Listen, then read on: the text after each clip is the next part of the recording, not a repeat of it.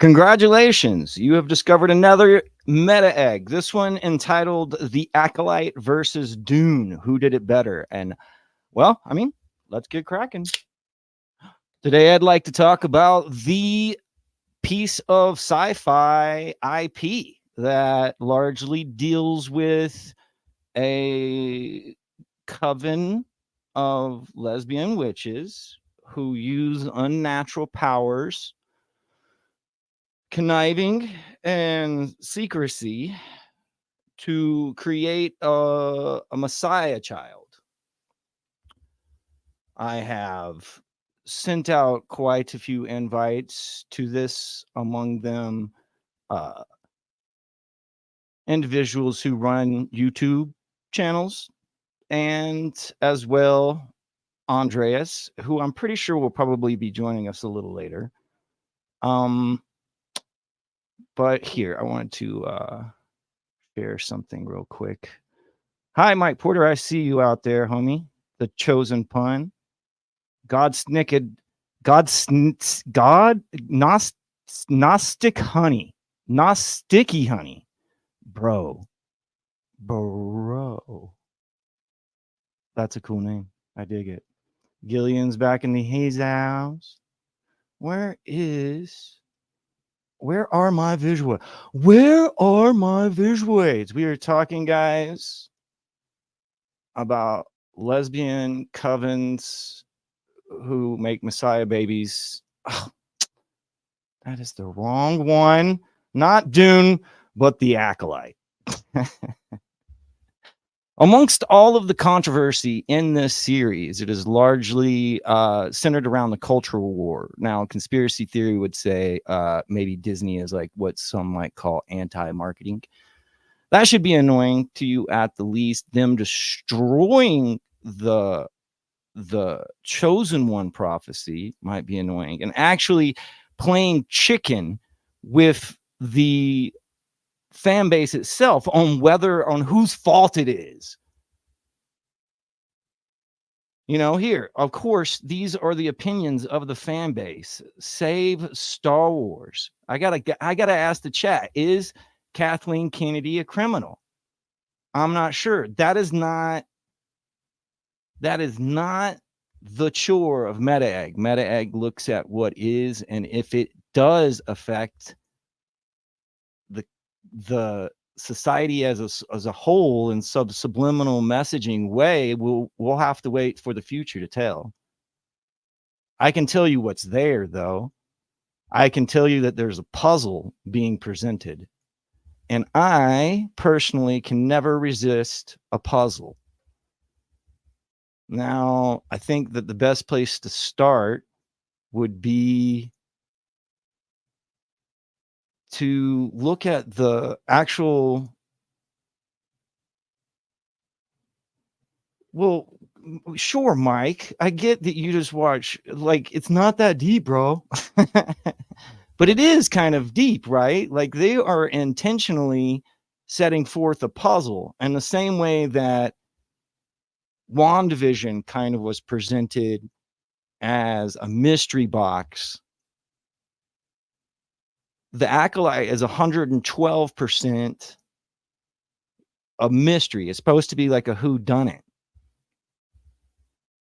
But, I mean, I would charge, look, guys, Disney's lying. Disney's lying outright. And they're showing you things that they're going to later tell you aren't necessarily true. I mean, correct me if I'm wrong, but that's gaslighting. Now, whether they're just doing this as some like nod to the fact that they have the power to retcon, despite what you might want, say, think, whatever, I don't know. Like, if there's some meta narrative here, I don't know. If it's just like some marketing ploy, I'm not really sure, but I'm kind of suspecting that it is. Most everything that we've seen in Acolyte, we saw or knew about way before it actually happened. And a lot of people were saying to begin with, oh, Disney screwed up. They're showing us that as twins. But then when you actually get to the episode, you know as twins within the first 5 minutes. They didn't really, they're not ruining anything. I think that they're manipulating leakers.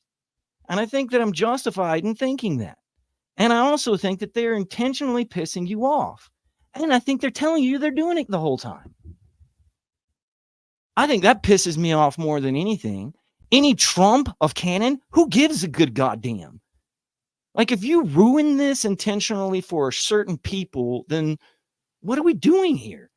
Are we just telling stories, or is this propaganda?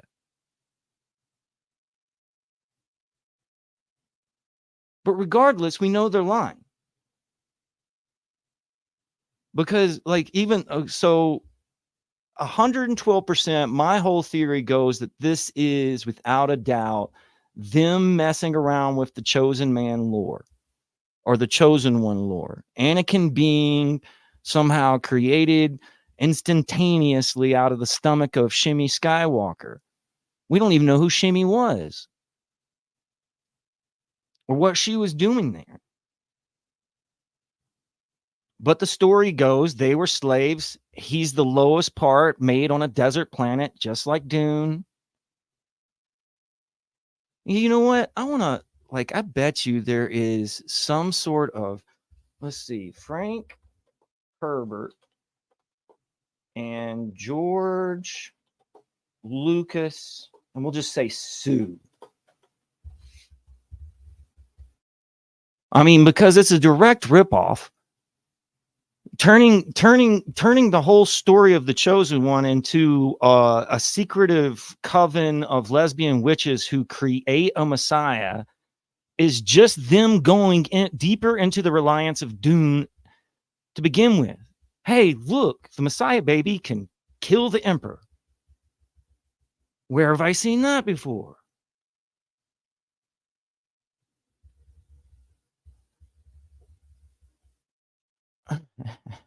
Yes, it does. It's kind of intentional. It's cracked. I'll tell you, like, one of the main inspirations for Meta Egg was the show Cracked on YouTube, where they would sit around a coffee table and they would talk about Star Wars. They would have these crazy conversations that were funny. I mean, it was scripted. It was called like After Dark or something like that. And this group of friends would get together and they would basically say stuff like, are the Jedi bad? Well, they're certainly not interested in slaves. But the whole thing of Star Wars is that it's amoral. However, if you're going to, like, intentionally run it deep down into the ground, maybe that is a crime. Are you intentionally trying to destroy 50 years of American, or I mean, world culture? It's world culture. Am I out of line in saying that? God forbid. Let's go back for a second, because I do want to look at these titles. Lost and Found is the first one, Revenge and Justice. But both of these are based off of opposites, or the conflict between opposites. Balance is what we're talking about. And there's multiple hints that that's true. One being that the mother, who, we'll talk about this mother in a second, because, I mean, basically, is she any different than any other cult leader? When the mother, like, when the Zabrakian, is that how you say it? Zaxby's? When the Zabrakian woman says that I carried them, and she goes, I created them. And the first thing that I thought in my head is that's almost, I mean, I mean, as a dude, I can't say that to my wife's, man. As a dude, if I was like, if my wife came to me and was like, look, you're the leader, so I've always respected how you want to raise them. No.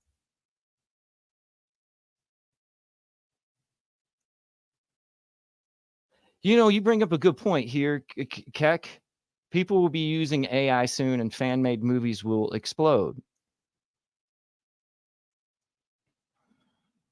Is that what they're doing? Then they're playing chicken, right? That obliterates culture, though, because everybody's going to be living their own thing. There'll be nothing, like, that's the whole reason we go to movies, is because of the reaction that everybody else has in the theater. And if not, then you're sharing them with your family. It's like movie night or whatever. But nobody really, see, that's the thing, is like all culture has changed. Is Disney really killing this, or is streaming killing this?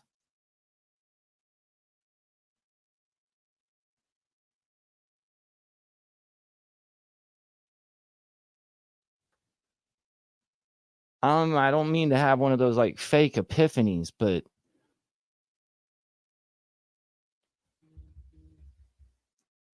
the only reason we talk about the Acolyte is because we share it. The only reason we talk about Star Wars is because you remember seeing it and that feeling that you got when you were a kid. And then the fact that everybody knew who the hell Luke Skywalker, and most of us who were born basically after Star Wars enjoy it and experience it through someone else showing it to us.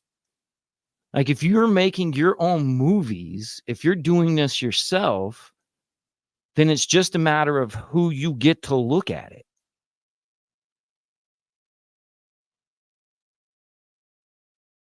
I don't think it needs to die. I think sooner or later, even if it does die, people will go back to skill. In my personal opinion, like people will do things just because it's skillful to do them. Because like, bro, we use AI for, I mean, you can see our thumbnails are with AI. You got me. But that's like a lot to do. And the thing that I like about it is I can produce more thumbnails now. Now, if I wanted to get a thumbnail, I used to just settle for thumbnails. Now I use AI to do great thumbnails really quickly. Is that wrong? Nobody's going to pay attention. Nobody's going to give a fuck if I pay. Like nobody cares if I take 8 hours to make a thumbnail or pay somebody on Fiverr to make 7 of them for me. Creating Messiah, what's wrong with that? If he's the real deal, I'm at the beginning at 1.5, so I'll catch up. Well, I think that my main point is that it's undeniable that this series is facing off straightforward with the idea of creating balance in the force. And you can see that with the yin yang and stuff. And you can see that in the title. The titles of the shows all are about lost and found, revenge and justice. And then day, of course, the next one would be night, don't you think? And then that's also like revealed inside of there, let me gather my thoughts while I do 2 things at once. That's why I need a producer. Let's see. Let's go back to the Acolyte poster here. Yeah, I want to look at the different, like the messages they're kind of, or the messaging that they're putting into the posters is not really one about like lesbianism or even identity, really, so to speak. It's about like opposites, like day and night, justice and revenge, lost and found. But where I accuse them of lying is that I think they're going to flip when these two are asked to, by the powers of destiny,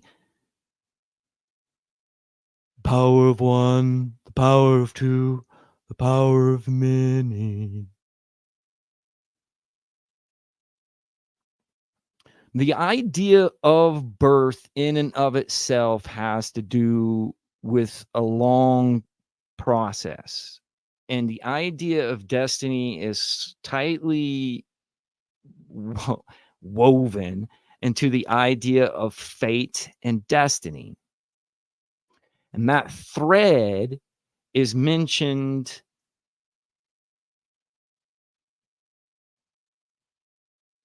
in Ahsoka, as they're obviously ripping out when they say bubble, bubble, toil and trouble. And one of their titles of an episode, it is referencing the fates, which are the ones who string together the hero's destiny. And that thread is also sometimes associated to the symbol of a train, like in source code when you're dealing with the future, or even in Donnie Darko. I love the fact that Jake Gyllenhaal, Meta Egg Alert, has been in multiple ideas or concepts of time traveling or knowing the past and the present, like say like Prince of Persia, source code, Donnie Darko. But the idea in Donnie Darko is like this bubble that's like the abyss bubble goes at one point, it goes to the refrigerator. So the guy gets on track and goes to the refrigerator. And they use that again in source code. The back and forth thing of the whole time travel thing is on a train. Once you get on a train, you know the destination. You can't move off of that destiny because of its density. I am your dense. You are my density. I am your destiny. But also, there's the idea of multiple planetary celestial things happening in the sky at that point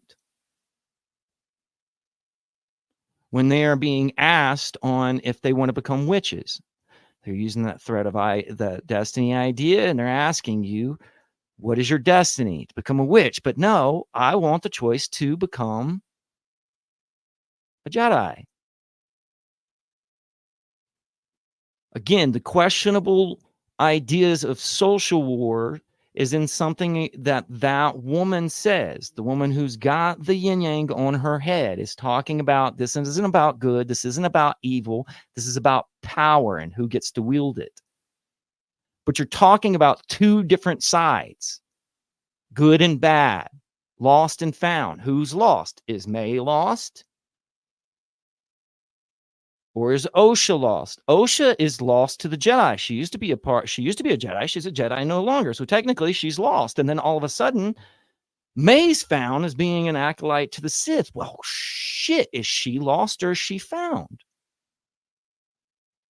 Revenge and justice, who's doing what for what reason?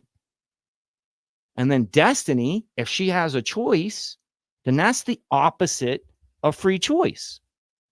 You know, or that's the opposite of destiny. Destiny and free choice, if you look it up, just look it up. Just ask what AI thinks. AI will tell you that the opposite of destiny is free choice. You can choose to jump the fuck off the train. So they're lying in the title. The plot of episode 3 is free choice. The name of episode 3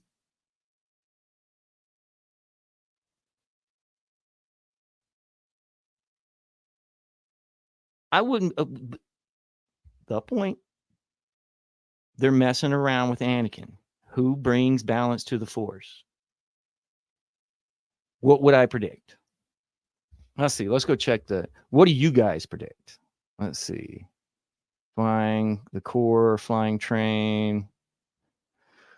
As above, so below. Yes. Yes. Here's the deal for me. Everyone has their favorite Star Wars, a certain movie trilogy, show, books, games, and etc. What different writers, directors, and agenda? What we get is what we get. You get what you get, and you don't throw a fit. That's fine, sure. But however, if people forget why they're doing something, that's the issue. Like if your job is Star Wars or entertainment, you have a certain responsibility to the whole rest of the company to make a profit. To make a profit, people study storytelling. They study what it takes to become great at storytelling and have the most people like relate to the stories you tell, whether you're an author, an animator, a comic book writer. That's what your job is to get the most views.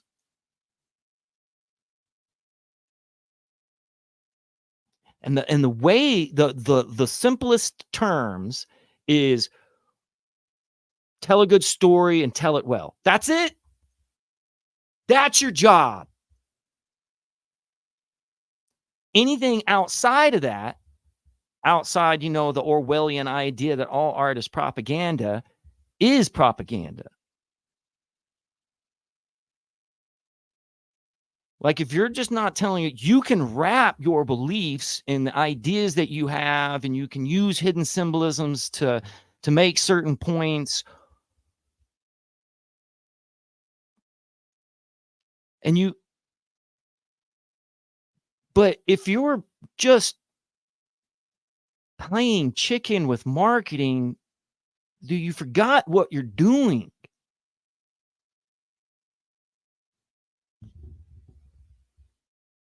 Do they change the lore, and does that matter though?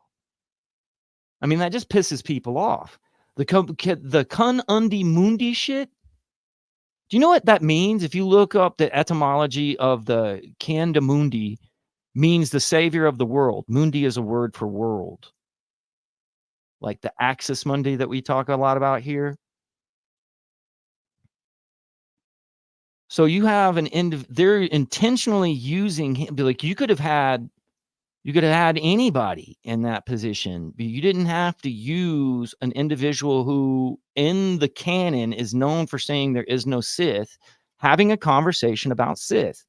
They are intentionally pissing people off. Now, this goes back to, there's a book here. Let me see if I look this up real quick.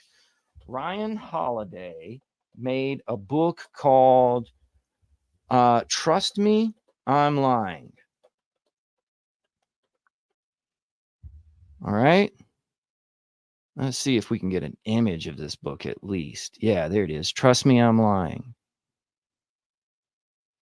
This guy worked for a company called American Apparel. And what they used to do was use tactics like they would buy a billboard in the middle of Hollywood. Then they would vandalize their own billboard. Then they would take that. They would take the picture of the American Apparel with like a penis or something inappropriately drawn on it. Like the individuals had a problem with American Apparel. And then they would send that to like a fashion blogger. And then the fashion blogger would put it up. And then the American Apparel would take the post by the blogger and send it to a network news company. I don't know if that would matter anymore now, but an individual who has more eyeballs, because it's the idea that you're giving people what they want. But then they discovered that what people want, what people share, what people are most interested in is things that piss them off, because ain't nobody sharing recipes on Facebook. They're sharing stuff that makes them mad. It's called like anti-marketing or media manipulation.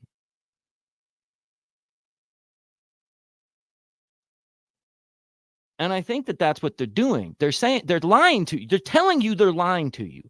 And they're telling you that you're not seeing, because they're using this idea of Roshadan, like the Roshaman, excuse me. The Roshaman is a Kurosawa film that basically shows you multiple points of view from us, like from multiple points of view of the same event. Every element, this is reading directly from here, every element is largely identical. From the murdered samurai speaking through a Shinto psychic to the bandit in the forest. There's even a forest and a bandit. The monk, the assault on the wife, and the dishonest retelling of the events in which everyone shows their ideal self by lying. They are lying to you. They're telling you that they're lying to you. And they're replaying the plot in the social media and the whole YouTube web. It's like a feedback loop. They're using the negative aspects because like God bless him and the Den of Nerds, when reporting about this,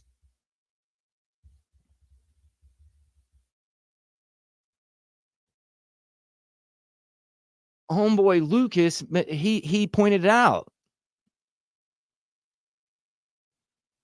They're playing chicken.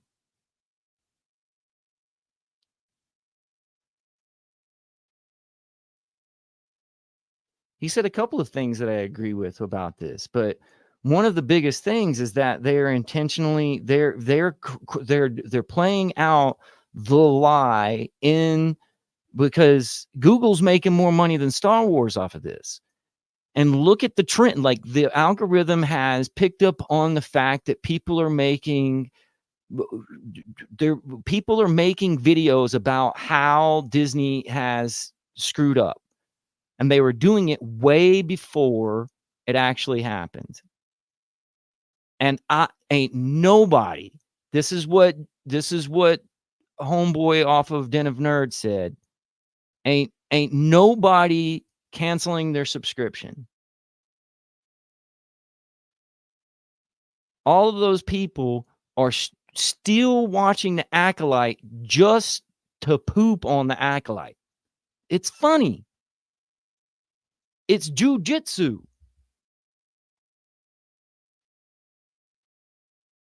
Well, here's another theory for you guys. There's two different points that I wanted to make.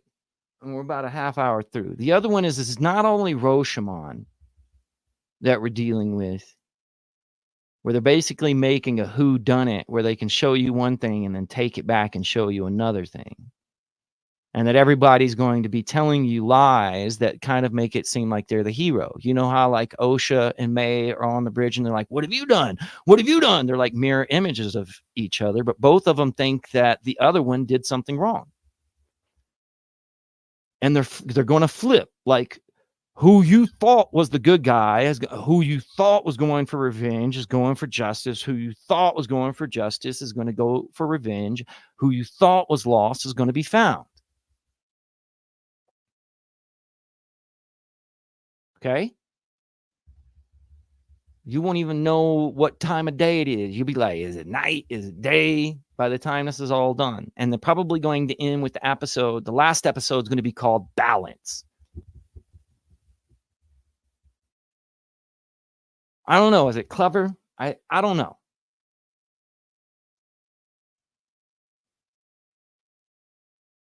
I don't know. Here's the other theory. Because in an interview, well, we're going to look at an interview with Frank Herbert trying to sue George Lucas, but now we're going to look at Kathleen Headland, Leslie Kennedy and Kathleen. We're going to look at Leslie Headland, the showrunner of The Acolyte, the one whose brainchild this seems to have been, who was at one point the personal assistant of Harvey Weinstein. And I think it's very interesting that she's making it's almost blurring the image of who's the bad guy, who's the good guy.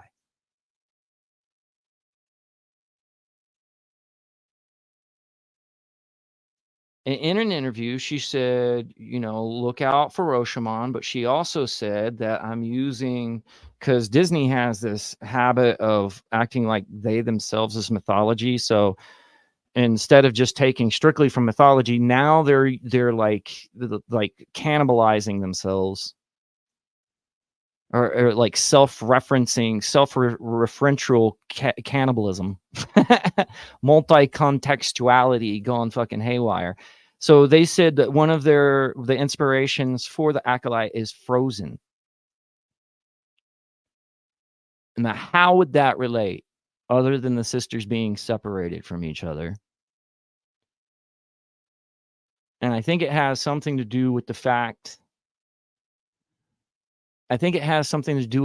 that about the fire. Now there's some weird, like some people have made some comments about how lazy the writing is. Yes, the writing is bad, the editing is bad. So what? It's Star Wars. It's always been that way.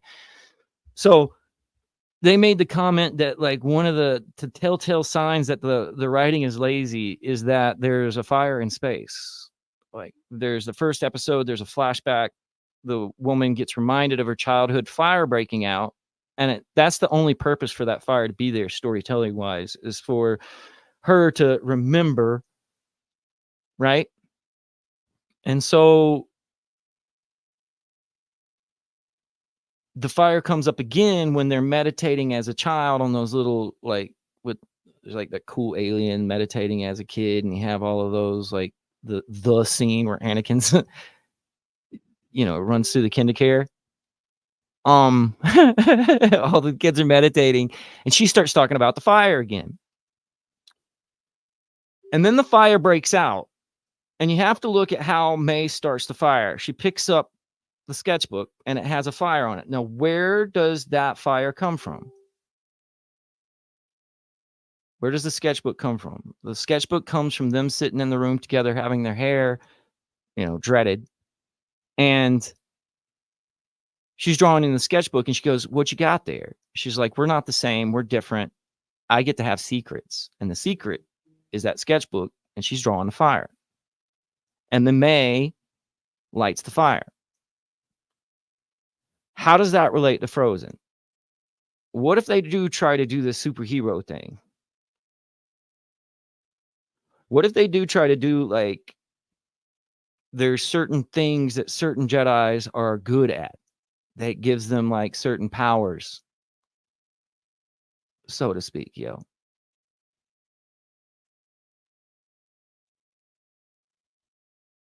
I don't know. But for the record, I don't know if I like any of the stuff. Meta Egg has something, like, I mean, me personally, I don't know if I like things. Meta Egg has some standards to which we look at stuff no matter if it's popular or not. I'm not pushing any of these. And part of me thinks that some of this is a bad idea. I got to give them props because I think they are planning. I think that there's a definite relationship from Ahsoka and for the Acolyte.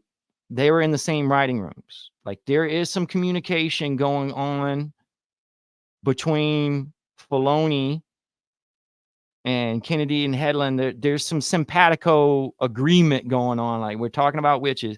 Is that bad? I don't know. Like I said, there's multiple things that talk about witches, y'all. And this isn't the first time that we're talking about a savior baby and this Wheel of Time does that. They have a lesbian sect matriarchy who controls the whole governmental system of a realm, and they're making a savior baby or trying to repress bad savior babies. It's Dune. That's what Dune is. They intentionally create a messiah. Is it bad that we're talking about witches? Not, I don't know. Like, one of the things about Star Wars is that it was always acceptable by the WASP of the nation. Like, up underneath the Bible Belt, Star Wars is huge because regardless of the mythology there, it's accepted by Christianity. Not to say, we all know that there's analogies of Christ inside of Anakin and all of that, but it's not like you're going to have people under the Bible Belt accept Star Wars and let their kids watch it before they'll let their kids watch Marvel or anything else that, it's acceptable. Does throwing in the witches destroy that Christian foundation? Should it? I don't think it matters. And again, this goes by, like, this is the talking points that go on YouTube. Is that algorithmically dictated? Are people just putting up those things because some of the things that people have been saying for months turn out to be wrong? Say for, like, the whole they thing, like, or the whole, like, twin thing that we were talking about earlier. Some of this stuff is said and repeated over and over and over and over. And then inside my head, literally, I hear, like, the Price is Wrong sound, like, dun, dun, dun, dun, because that shit don't happen, or that shit don't mean anything after it happens. It's like the Family Feud, like, bum, bum. No, that's not what happened. Are they intentionally lying? Are they leaking stuff and saying, hey, is it misdirection? I think that's more messed up. Like, the whole they thing. They called this beaver. You can see the beaver in one of the thumbnails. Basil, I think this is what they call it. And they say, like, hey, like, They called them they, but that's because it's funny. Like, bro, you can't tell a beaver's sex. Like, if you saw Mrs. Beaver and Mr. Beaver in Narnia, you wouldn't know who's who. And that's a joke. That's not really saying like it is an identification thing. If they're talking about identity politics, it's mostly having to do with witch versus Jedi.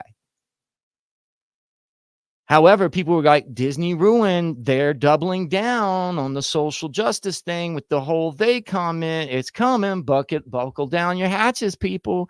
And then it's just over a beaver. And it's like no big deal. It's just like this misdirection, like Toro thing. Okay, but no. Back to Frozen. Back to Frozen. Back to Frozen. Back to Frozen. I think she might have flower powers. I think that when this is all said and done, that's what it's going to end up being.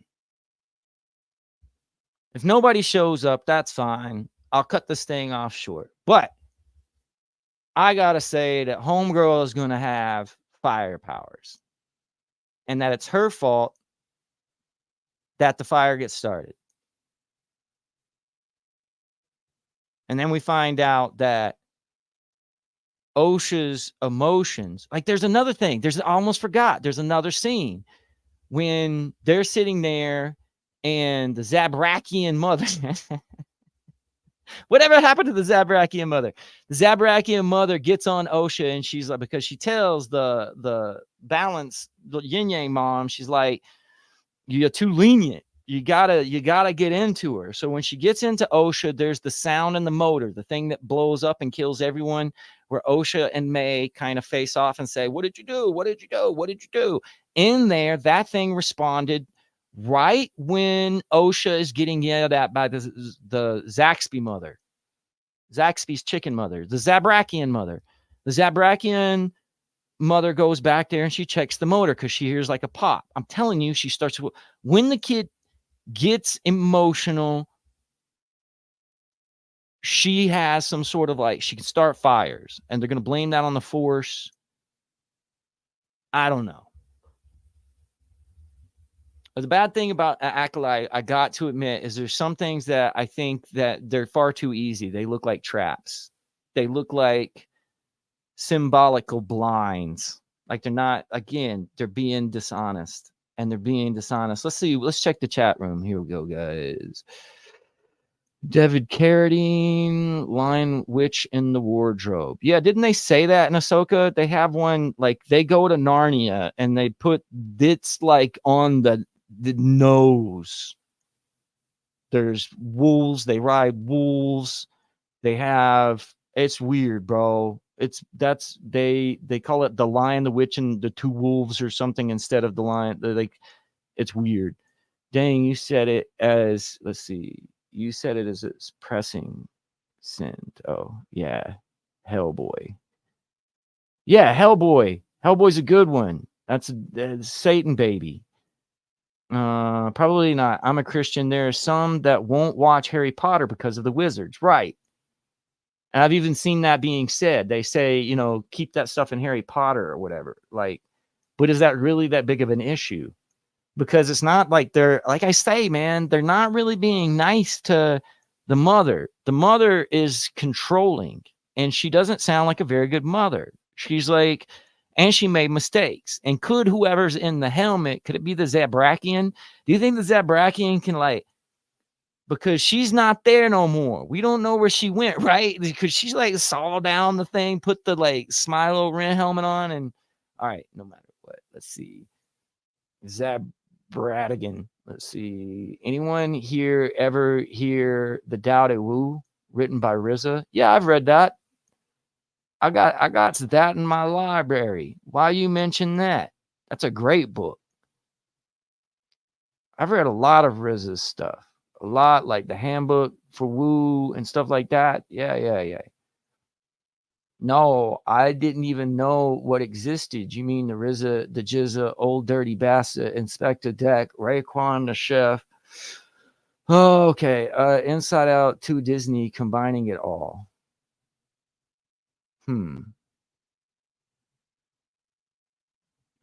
It's only an issue if it's really an issue. But I think they're making it an issue. I think they're intentionally like facing off. RZA from Wu-Tang. Doesn't watch Harry Potter as a Christian because the magic is wrong, therefore unhelpful for the masses to see mind control.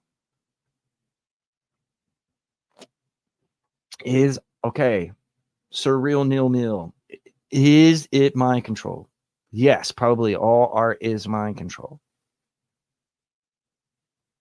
See, they even went back, like there was about 100 years ago, a bunch of people went back to like inspect fairy tales, and they said certain things like the Little Red Riding Hood is about like rape, and like Beauty and the Beast is like teaching a young woman's role of leaving their dad and going to marry a dude who's kind of an asshole sometimes, that's going to be your husband. And so they were saying that there's certain like societal norms that are put into fairy tales. Star Wars is a fairy tale. It's mind control, right? I mean, because this is funny because I'm part of a bunch of different groups. If I listen to a conspiracy podcast, they're going to say something like, look, the only reason Star Wars is popular is because of the hero's tale. But if you're a Star Wars fan, then Star Wars fans is like animated that's like, no, that has little to do with it. And I think it's because the conspiracy side of things consider mind control. That's wild. He lost me, Bobby Digital. Oh, nah, dude. Nah, he's a spiritual thing. He's a spiritual thing. The thing that's cool about RZA is that he thinks about art as a spiritual thing. Like he considers which direction he points towards when he's producing music. And that has a big thing to do with intent and how people receive stuff. We'll talk about this more later. I'm talking to a guy who's like a spiritual expert, but he's also a Philip K. Dick fan. And Philip K. Dick thought that God was controlling what his movie said. And this is, I mean, when do we get to the point where you make symbolism and you don't mean to do it? Anyways, wrote a book called The Tao of Wu, and it's basically exactly what you probably think it is. All right. Maybe Carrie Ann Moss isn't really dead and she's Smiley. Not my theory. Yes, I've heard this theory and it makes sense.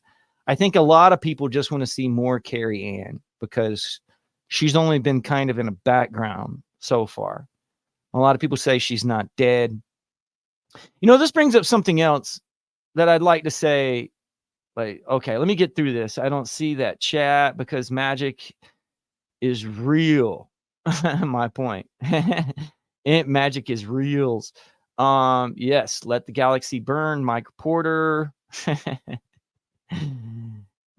Cheers all. Sabersmith stepped into the building. Still crack. Launder the money through music.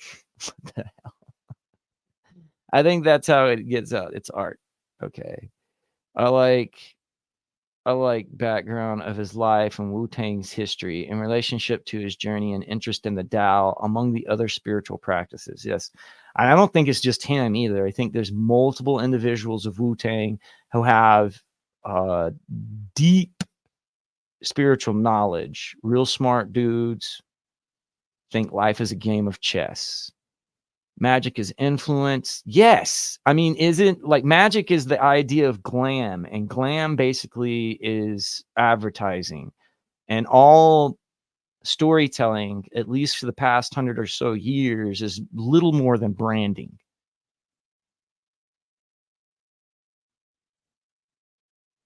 So there is the aspect that all pop culture is bad. Somebody mentioned Wu, and that came to mind. Interesting. All right, let's get down. Okay, I want to talk about a few more things. We get about 15 minutes before my wife's going to demand that we go to happy hour. Oh, I know what it was. Let's go. Blue-eyed samurai. I don't know, man. I think I'm going to make a short or something here within the next day or so and try to get it out about Acolyte. I just don't know if anybody cares or if I'm wrong. And even so, Blue-Eyed Samurai is a Netflix Oh, it's by a husband and wife team. Cool. It is very well written. Absolutely gorgeous animation. Really good experience, I think. What I feel though is like this is about an individual whose life is really hard because they have blue eyes in like feudal Japan. I think it's like 1500s, maybe 1600s. The reason she has blue eyes is because she's part American or she's part white, and that's considered to be like a demon. So she goes on a killing spree and through the whole series kills every white man that was in Japan at the time of her birth. I ruined it. Spoilers. Guess what? If you're on Meta Egg, I ruin everything. Sorry. That's why I'm so cracked. Now listen, what happens is that that's the main plot. She's going back and you can draw a direct lineage between the Jedi dying in Acolyte and the Americans who live in Japan. And I wonder, because this is fairly new, I wonder if this is homage or swipe. November. So it's been out less than a year. Did they know? Is that just coincidence? It's definitely interesting because that's the story that we're being told, right? I think that's the story. Frozen. I think we're being told Frozen also. And I think we're being told this story. Looks like my guests aren't going to show up. Poor me. But that's cool because I've been meaning to do a show by myself like this for some time.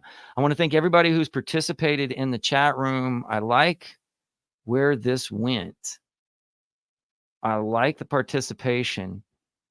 And like I said, I think that I am definitely thinking, I don't think I'll make a long form video, but I'm definitely thinking that there's a few shorts that I can get out of the way between the next premiere.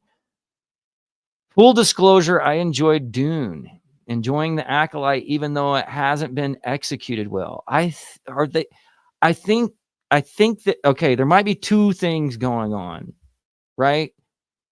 I think that there's a little bit of resentment. I think that modern day makers of this content wish that they were George Lucas. And so I think that they wish that they weren't working on Star Wars, but they wish that they were working on something that they had created that is as powerful as Star Wars. Because you got to realize Star Wars, this is why I like talking about Star Wars, is because it's important. It like is part of pop culture. And why is it dangerous that they would ruin it or what they are doing might be considered a crime? Is because it influenced animation, it influenced toys, it saved Marvel Comics. It was in the first Star Wars lasted 17 months in the theater. 17 months. Marvel was losing $1 million a year until they licensed Star Wars. Turned their whole business around. Everything that was made from like the period of 1977 to about 1985, as far as animation, was trying to be Star Wars. We've discovered this in the series that Frank Zero and I have been doing. We're going back through and we're looking at Spider-Man. We're looking to Defenders of the Earth. And we're seeing like they are showing you the same stuff. Teenage Mutant Ninja Turtles did it too. They're playing homage, or they're swiping, or there's Wookiees. Why are there Wookiees in Spider-Woman, bro? That's because of the huge amount of money that Star Wars made to generate enough revenue to float other industries. The toys in Star Wars made more money than the movies did. Up until like the prequels, I think. But they're resentful towards that. I think people get in there and I think that they don't take Star Wars seriously. And I think because of that, they're just there to make a name for themselves, and they're not telling good stories. They're trying to play the game. All stories are always being told and foretold at the same time. Didn't Roddenberry hire Joseph Campbell as a consultant? Wow, that's fascinating. Wow, that's wild. I'll have to check into that. Let's see. Okay. Industrial Light and Magic. Yes, the special effects. Like whole industries were like most of the movies that we fucking value came out of Star Wars. If not by influence, then at least by special effects. At least. Is that industry dead? All right. Is that a photo? Great composition. What? What are you talking about? How much Star Wars new was full toward in a roundabout way? Let's see. All right, guys. I think that we're gonna hear my wife yell from upstairs any minute now. And yet no Star Wars Toy Story. Well, I mean, there's certain things. I don't know. I'm trying to think if there are Star Wars references in Toy Story. I don't think. I know that there's like Dino Riders. Wash, rinse, repeat. That's the biggest thing. I want to leave you guys. Is it a good thing that this isn't paint by numbers? Acolyte, whatever the heck it's going to end up being, is not paint by numbers. Is it too little too late? And does the social drugs, I mean, are people justified in their campaign? If you want Star Wars to be released from Disney, unsubscribe to Disney. I do not suggest, if you are displeased with Disney, stop putting out negative stuff. Stop following the algorithm. Stop listening to negative things. And Disney, shame on you. If you are intentionally doing stuff negatively, like that is exploitation, and it's not going to help you. You're going to lose. The Man Behind the Curtain, The Wizard of Oz. Some of us, Star Wars is still Star Wars. Can't lie. You're not lying. I want to get somebody on here who is absolutely livid and anti-Star Wars. Retold story. Mike, thank you for showing up. Zach says go to the theater and see Inside Out.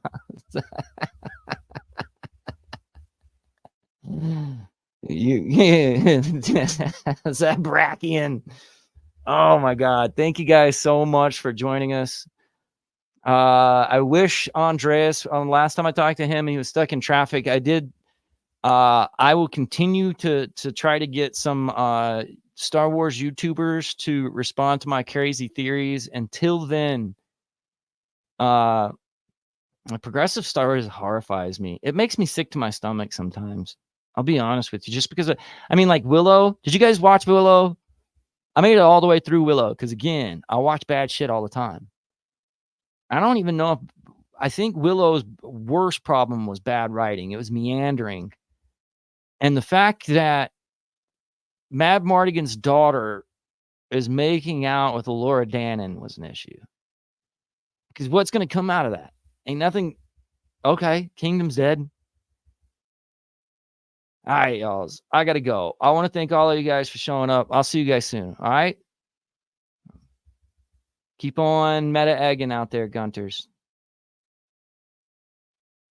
And may the force be with you.